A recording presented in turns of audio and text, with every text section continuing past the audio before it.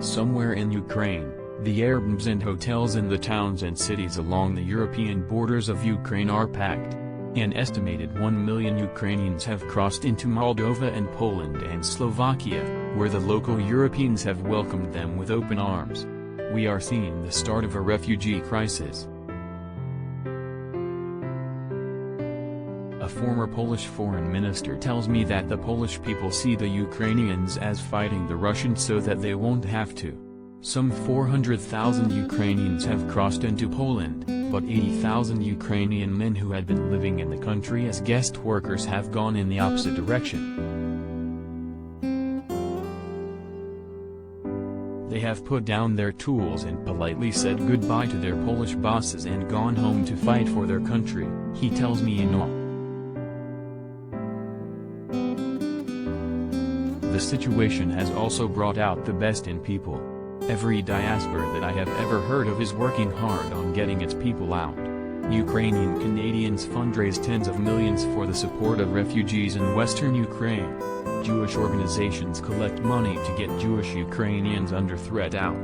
Catholic organizations and Greeks and Poles do the same for their own people. The LGBT community is fundraising to get gay activists out of the country, and I field calls to help them find safe houses. Get the latest updates in the Russia-Ukraine conflict with the Post's live coverage. Solidarity amongst Europeans and Americans has been remarkable. I have received literally dozens of emails and texts from people back home who are organizing some sort of refugee relief.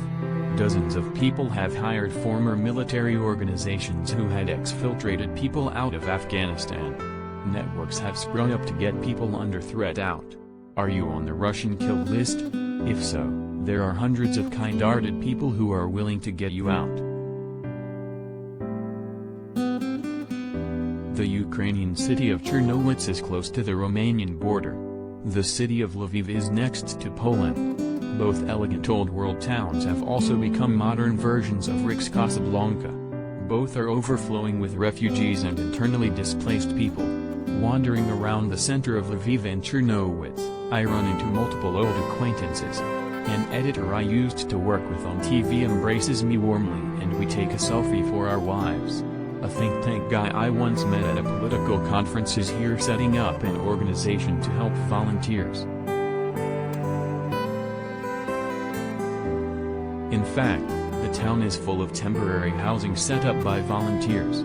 At least 4 people I know ask me if I have a place to sleep. Listening in to me speak English over my cell phone in the cafe where I have my lunch, a prominent Ukrainian businessman asks if he can speak to me. He is afraid of being arrested for his political writings, which were a hobby, and because his father is a famous scientist. He is in his 50s but young enough to not be allowed out of the country because of the ban on fighting-age men leaving. Could I help get him out? I connect him to a Ukrainian friend now living in San Francisco who knows a guy who can. This war is already a horror, but there is reason to think that the worst is yet to come. My beloved Odessa, the hometown of my wife, where I have spent a part of the year for the last decade and a city which I wrote a book about, seems to be on the verge of being attacked. Russian warships can be seen a dozen miles off the Black Sea coasts of the city. Half the people that I know in the town have fled. Sadly, this does not include my relatives, who are both stubborn and rooted in city. Half the day today was spent in explaining to them that rocket fire is very unpleasant and that they should leave. I pray that my father-in-law does not prove so stubborn that he stays after the inevitable start of the bombing. Brooklyn-bred Vladislav Davidson is the author of From Odessa with Love.